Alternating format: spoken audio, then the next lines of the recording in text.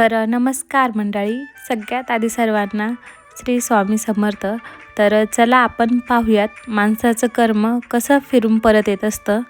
एक भिकारी होता. तो दारोदारी जाऊन भीक मागायचा. कुणी काही दिले तर तो घ्यायचा, नाहीतर फक्त आशीर्वाद घेऊनच निघून जायचा.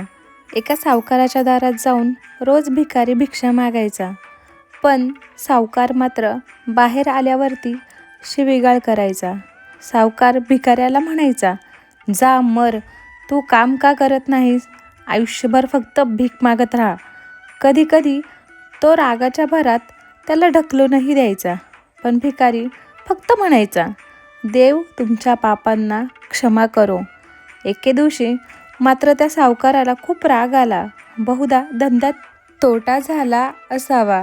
तो भिकारी त्याच वेळी भीक मागायला आला. सावकाराने रागात थेट त्याच्यावर दगड मारला.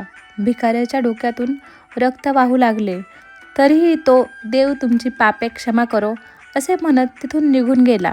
सावकार रागातून थोडासा शांत झाला आणि मग विचार करू लागला की मी त्याला दगड मारला, पण त्याने तरीही माझ्यासाठी प्रार्थना केली.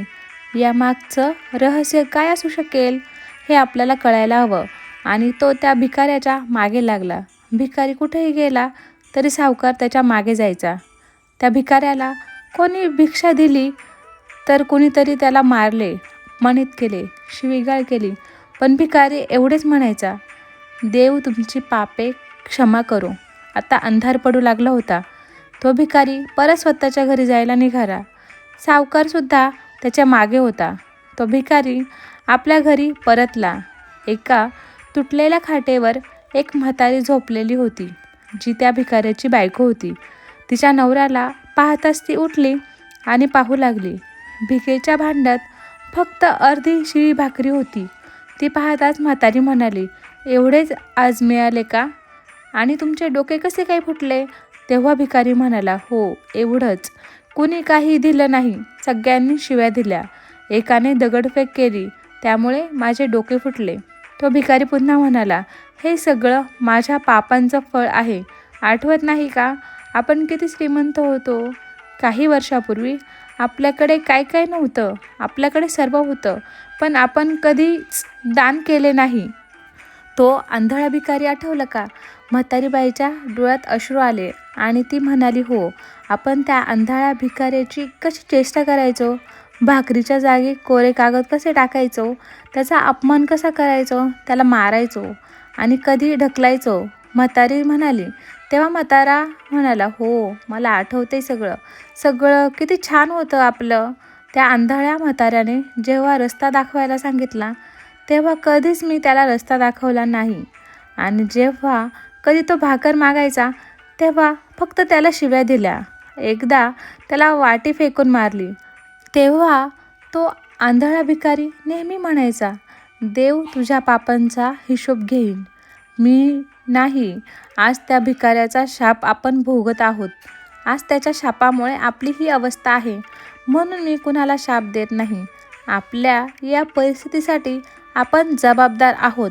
माझ्यावर कोणताही त्रास झाला तरी मी माझ्या ओठांवर नेहमी आशीर्वाद असतो, कारण असे दिवस मला दुसऱ्या कोणाला द्यायचे नाहीत. म्हणून मी माझ्यावर अन्याय करणाऱ्यांसाठी देखील देवाकडे चांगलीच प्रार्थना करतो, कारण त्यांना माहीत नाही की ते कोणते पापे करत आहेत. आपण भोगले तसे दुःख दुसऱ्यालाही भोगावे लागू नये. म्हणूनच माझी अवस्था पाहून माझ्या मनातून फक्त आशीर्वाद निघतात. सावकार चुपचापपणे सर्व ऐकत होता. त्याला आता सर्व काही समजले होते. म्हातारी बाई आणि म्हाताऱ्याने ती अर्धी भाकरी एकत्र खाली आणि परमेश्वराचा महिमा म्हणत झोपी गेले. दुसऱ्या दिवशी तो भिकारी पुन्हा सावकाराच्या घरी भीक मागायला गेला. सावकाराने 2 भाकरी आणि भाजी अगोदरच काढून ठेवलेली होती. त्याने ती भाजी भाकरी भिकाऱ्याला दिली आणि हसतमुख आवाजात म्हणाला, माफ करा बाबा, चूक झाली. आजपासून तुम्ही रोज माझ्याकडे येऊन 2 भाकरी आणि भाजी घेऊन जात जा. तुम्हाला आणखी काही गरज पडली तर तुम्ही मला नक्की सांगा. उपाशी मात्र कधी झोपू नका. तेव्हा भिकारी म्हणाला, देव तुमचे भले करो आणि निघून गेला. माणसं फक्त आशीर्वाद देतात आणि शाप देतात, पण देव हे सगळं माणसाच्या कर्मानुसार करतो. म्हणून फक्त चांगले कर्म करा, कारण कर्माचा हिशोब हा कधीच कुणाला चुकत नाही. तो नेहमी तुमचा पाठलाग करत असतो. तो तुमचा हिशोब घेतल्याशिवाय कधीच तुम्हाला रित करत नाही. कुणालाही कमी लेखू नका, कुणाचीही टर उडवू नका, कुणाचीही टिंगल करू नका, कुणाच्या गरिबीवरती हसू नका, कुणाला टोचून कधी बोलू नका, कधी कुणाचा पान उतारा करू नका, कारण नियतीचा पलटवार कधी होईल हे कुणाला सांगता येत नाही. तर मंडळी, तुम्हाला आजची आपली ही कथा कशी वाटली? आवडली असेल तर व्हिडिओला लाईक करा, शेअर करा आणि नवीन असेल तर चॅनलला सबस्क्राईब करायला विसरू नका. आणि हो, शेवटपर्यंत ऐकल्याबद्दल मनापासून आभारी आहे. धन्यवाद. श्री स्वामी समर्थ.